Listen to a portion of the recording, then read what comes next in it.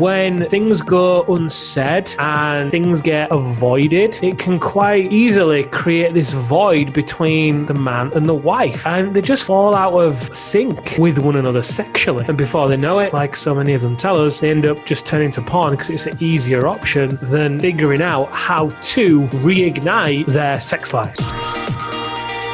Hello, everyone, and welcome to another episode of The Powerful Man Show. I am your host, Doug Holt, with my co-host, Tim, the Powerful Man Matthews. What's up, brother? It's such a great way to start the show. Every time it gets us. Every time. I'm doing great. It's fun now because, typically, transparently, we haven't done video, so we can't see each other when we do the show recently because poor internet connection. Both of us travel a lot and live the lifestyle, but it's fun to make that announcement now, which may be the first time I've done it when I can actually see your face and your actual reaction.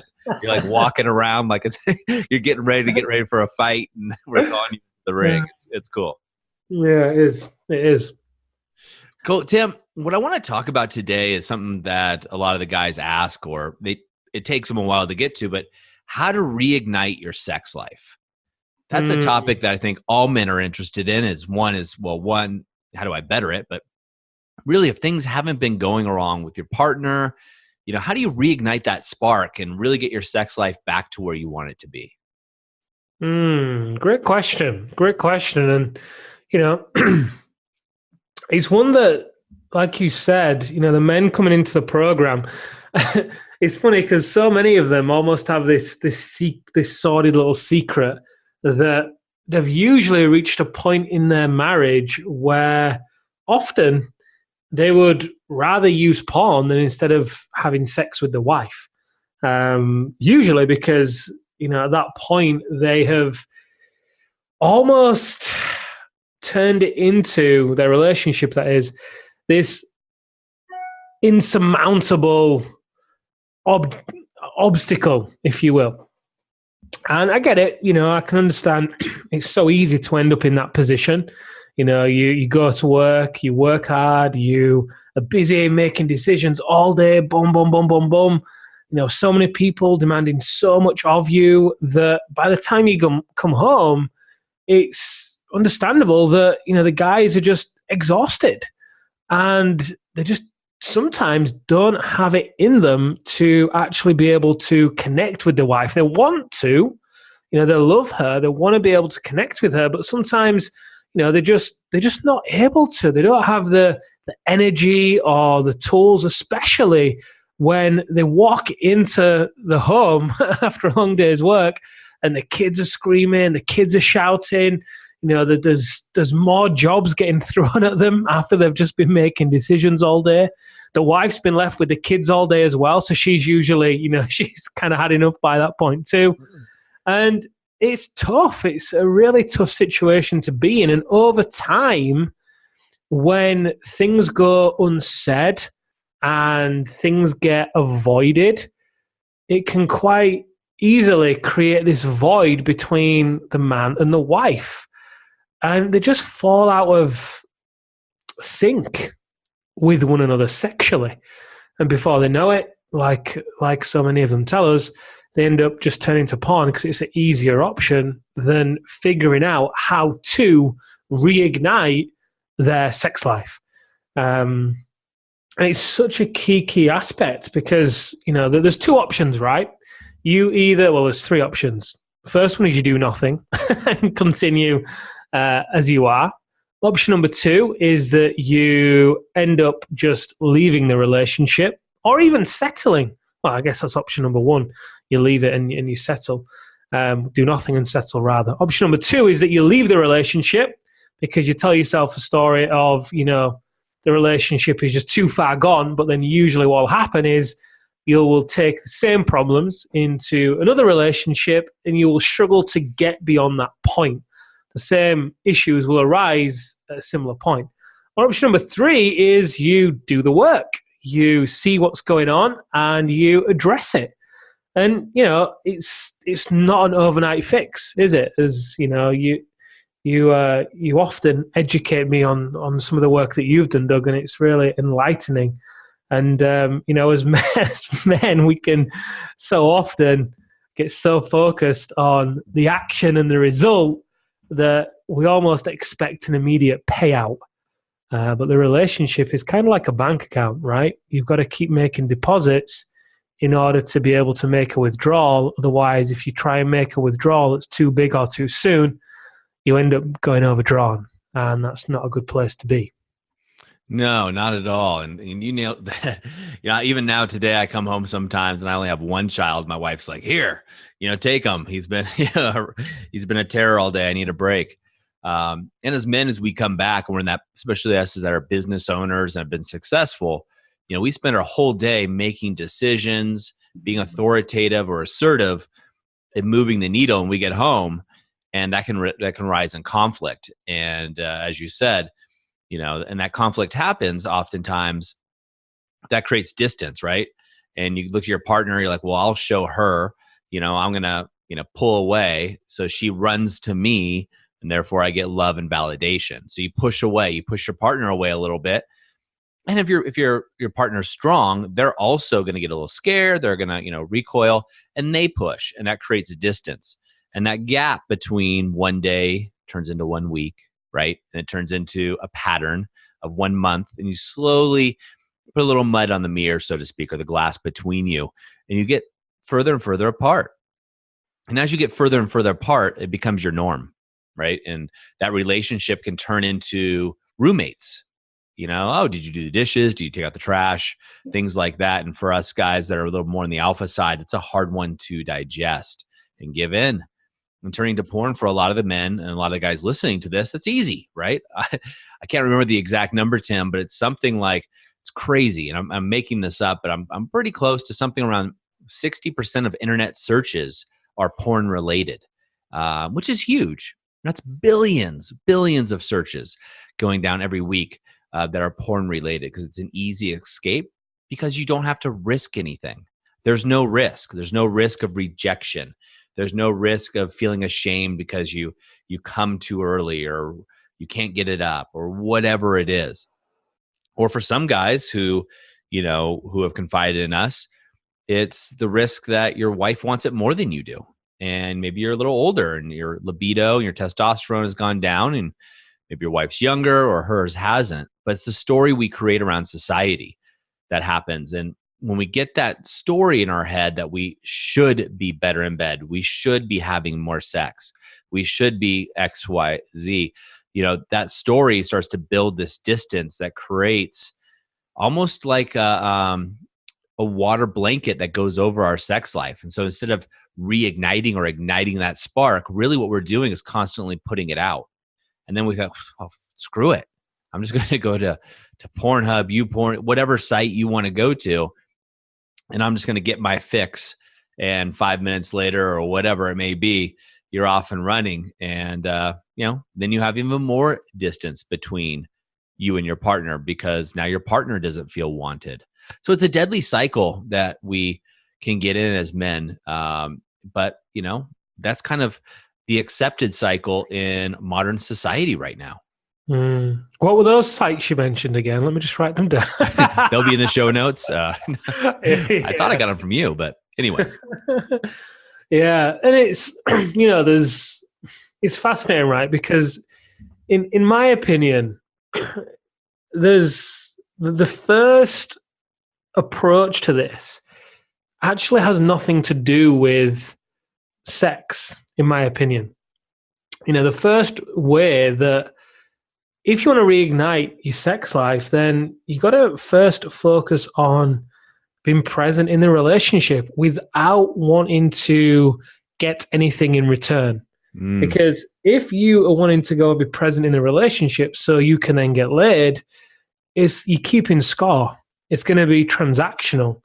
And if you then don't get what you want, subconsciously, whether you know it or not, you're going to mark that one down. Boom. Okay, well, tonight I did this and I didn't get laid. So that's okay. Tomorrow night, and that's 2 nights. And so then by the end of the week, it all ends up coming coming over, no pun intended, coming out in some argument over nothing. And, your partner doesn't know where it's come from. No pun intended. So the biggest shifts that we see in the relationships for the men that come out of the Alpha Reset always happen when they're actually able to go home, look the woman in the eye, be present, be there, and actually engage with her. Reprioritize their life. And that sounds so big, doesn't it? But really, all that really means is them realizing that, you know what, there's more to life than business. There's more to life than making money. There's a woman here that I love who is with me, not for the money or for the business, but she's with me because of XYZ reason. They really get back in touch with the reason why they were with this woman in the first place. And if you think about, when you first got together with your partner and your sex life you may have been very different, that wasn't because you were trying to get laid, I bet. Anyway, I bet it's because you were so present in the relationship, having so much fun, putting in effort, you were investing into it, you're making deposits into the bank account. Just like when the men come to us and say that, they have a problem in their business.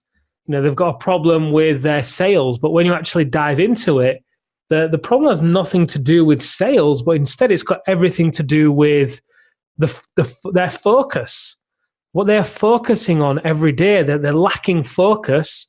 So as a result, that shows up in their leadership and sales drop. But they think they have a sales problem, so they try and solve it by focusing more on sales. But it just doesn't work. It all starts with the business owner. And it's the same with your sex life in the relationship. You may think that sex is the problem, but really, that's just a symptom. Usually, it's the symptom of a problem of just disconnect. So true. What if you approach it a little differently? So, guys, if you're finding yourself in this situation, right, well, you're ready to reignite your sex life. You want more sex. Even if you're not sure if your partner does or not, but you've decided, look, I am going to be the leader in my family. I'm going to be the leader in my relationship. I'm going to take charge. So how do you reignite your sex life? Tim, why don't you start and give a couple tips, and then I'll go back and forth and we can give these guys some ideas. Hey, sorry to interrupt the show, but I wanted to ask you a question. Do you ever feel like something's just missing? Like there's something more out there and you just can't put your finger on it? I totally get it. Go over right now to thepowerfulman.com/freedom to discover the system that other businessmen just like you are using. We've included 10 case studies, 10 men just like you who have found the solution and have found their way on their path. And we want to share that with you. Go over to thepowerfulman.com/freedom right away. Now let's get back to the show. Okay, so we've spoken about this a lot, but I think, the first thing is you've got to know the love language of your partner. You just have. And it may change over time. Amelia and I did ours a few weeks ago, and hers was different to what it was a couple of years ago, and she was actually surprised by it, and so was I.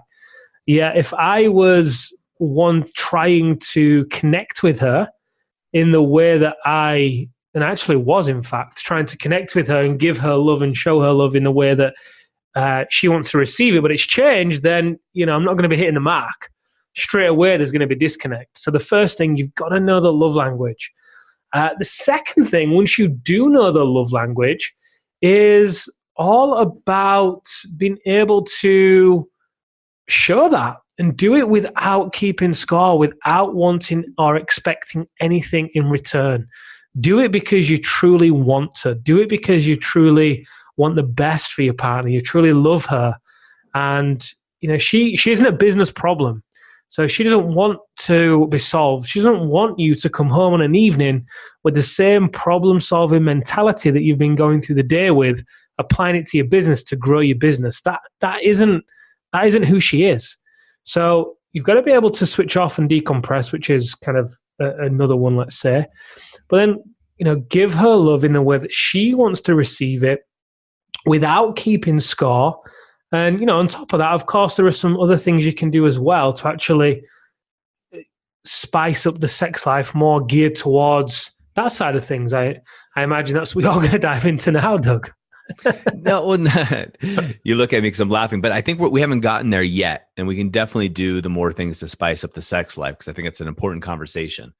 Or maybe that's part 2 of this podcast. We can do 2 episodes here, but I still think what you want to do when we look at women, let's just assume everybody's partner is a woman in this scenario, they're looking for connection. We all are, but especially the connection. And something that I've noticed, well, in my relationships, and also when I look at the men, is when we come home, we lose the fun, right? When you've gone to roommate mode, so to speak, and many of you are going, okay, I'm not even in roommate mode, Doug. Like I walk by this person, it's like a bad roommate. They don't do the dishes right. They leave their clothes on the floor. You turn into bad roommates where it's an adversarial relationship. I think then a couple of tips that I could give you right away, and we'll go back and forth because I know, Tim, you and I both have a laundry list here. But one simple one to add on to what Tim is saying is do a gratitude practice, right? So start this off, guys. This is your challenge. I'm going to give it to you right now.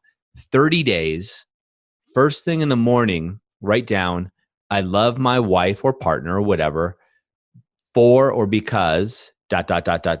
right? And then just thank them for that. It can be simple. Especially when you're fighting, it's a hard one.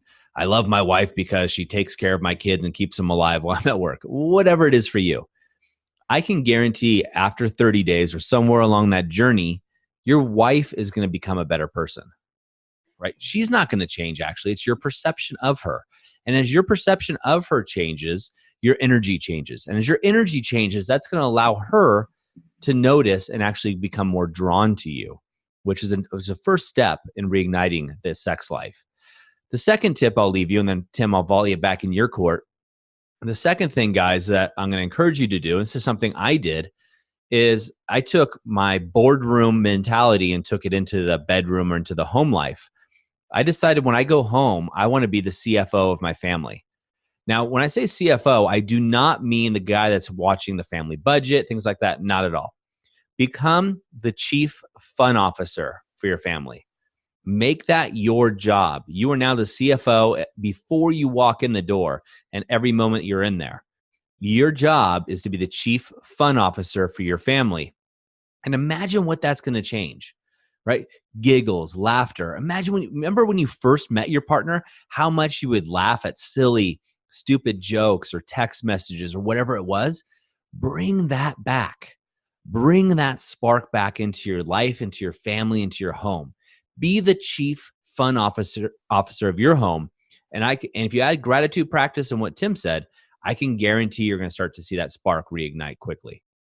Reminds me a lot of one of the men in the Brotherhood, and I'll say his name because we've interviewed him in the Facebook group for how he did it. Rick and Chelsea. We spoke about those guys on an episode I think last week. Currently they're in the US, or they may have just got back, and they are going out. They've been out there, rented an RV, and they're on a road trip scouting out locations for a retreat. Rick owns a company in the UK, a cloud-based company, does very well, and Chelsea is a solicitor, I think.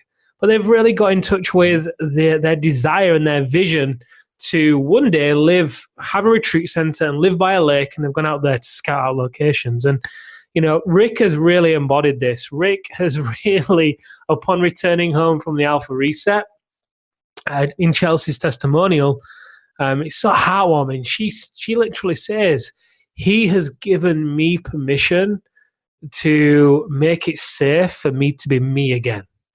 Because he's not walking through the door in an evening, stressed out, and she's then not walking on eggshells, and they're not having arguments over pointless things that before would never have bothered them. Instead, Rick is walking through the door as the CFO with a different job for the evening, and she's loving it. She really is. In the picture they posted in the Brotherhood, a week or so ago with them in the US. They're just beaming, absolutely beaming. And, it takes the lead of the man to take this kind of role in order for the woman to then step into it too. If we look at this from a primal anthropological standpoint, now women need the safe container, the safe space of a man, so the masculine energy around them. They need to feel safe that is there so that they can surrender into it and then be themselves. And they start to blossom almost like a flower. Now, if that isn't there, they then feel very vulnerable to attack. And when I say it isn't there, that doesn't mean that the man isn't there physically. He could be there physically. But if he isn't there emotionally, then he may as well not be there, because she will then still feel that same level of vulnerability, in which situation she will do one of two things. Either she'll rise and become the alpha, which again kills the sex life anyway, or can, or B, she will fall and become anxious and depressed, and sometimes even seek salvations in the arms of another man who can or who is willing to provide that emotional container. Now, when you do provide this, when you walk through the door as the CFO and it's consistent and you're doing it without keeping score, without expectation, you're making those deposits, what kind of effect do you think that then has on the woman in your life? Do you think she feels safe to then flower and flourish and be herself? Or do you think she feels vulnerable? And this is primal wiring that that is in all of us as men and women that we experience. We cannot get away from it. It's there. So it works. It's such a great inclusion, Doug, of being the CFO. Every time I hear it, it cracks me up and reminds me of, helps me to really reflect on, well, how am I being as a CFO? And who knows, maybe you're listening to this and maybe this just, maybe it isn't for you. Maybe you prefer to come home on an evening and, try the hard route and try and focus on reigniting your sex life by buying more sex toys or booking a saucy weekend away or wherever. Cool. If that's what you want to do and, that's your choice, awesome. If that's working for you, keep doing it. However, if it's not, then you might want to try this other way that, being the CFO, that a lot of the men that we work with anyway in the brotherhood, they've chosen to take up the role, and it's paying dividends for them. Paying dividends, quite apt for the CFO. It is. Well, I'll also say that if it's working for you, then this doesn't apply to you, right? But is it working for you and your partner? And I do think we should do maybe a two-parter here, Tim. I'll add on one more thing, guys, here. And there's so much that we could dive into on this subject. And it's an important one because intimacy is not necessarily sex, but it's definitely part of it. You're going to grow closer to your partner. And there's a lot of people that say that intimacy in your sex life is a direct reflection of your financial wealth as well, which is very important to consider, what flows through you, so to speak. Another thing you can add on to this, gentlemen, is I'd like you to think of what would the ideal romantic you be like, right? The romance version of you. If you had to sweep your current partner off their feet and take them away from you, how would you do it? Now, I know it's not a fun thing to think about, right? Nobody's going to take my partner, my wife, or what have you, but you never know. We see it. We talk to guys all the time. Tim's always talking to guys on a daily basis, men, powerful men like you, who unbeknownst to them, they, stopped dating their wife and the intimacy fell apart and they found out that their wife had fallen into the arms of another man. So how would you steal your partner from yourself, right? What would you do? Would you send her love notes? Would you take her out on a romantic dinner? What would you do? I encourage you to actually think about this and write it down. Write it down like you would a business plan. Write it down like you would write your goals. The same ferociousness that you would apply to those areas, apply it to this. And then I'm going to give you one more thing. Then take action. Steal your wife from the former you before somebody else does. Go ahead and date her. Date her with wild abandon, right? If you already don't have a good sex life, you got nothing to lose, right? Go all in. Share with her your wild fantasies. Trust me, guys, women in your life are crazier than you think they are, and they're willing to do crazy things with a man they trust. Beyond your wildest dreams. Theirs are probably a step or two ahead there. But date them. Date her in such a manner as if you were trying to steal her away, right? Make her the object of your affection, right? So you figured out her love language. You come home present. You've decided to be the CFO of your world, and you're doing a 30-day gratitude practice. You add this in, the dating part, I can guarantee you, money back guarantee right now, that your sex life will reignite. It will reignite into such a flame that'll be almost impossible to put out. Gold, absolute gold. Well, Tim, I think that's a wrap for us today. So, gentlemen, I encourage you, as always, in the moment of insight to take action. And until next time, we'll see you on another episode of The Powerful Man Show.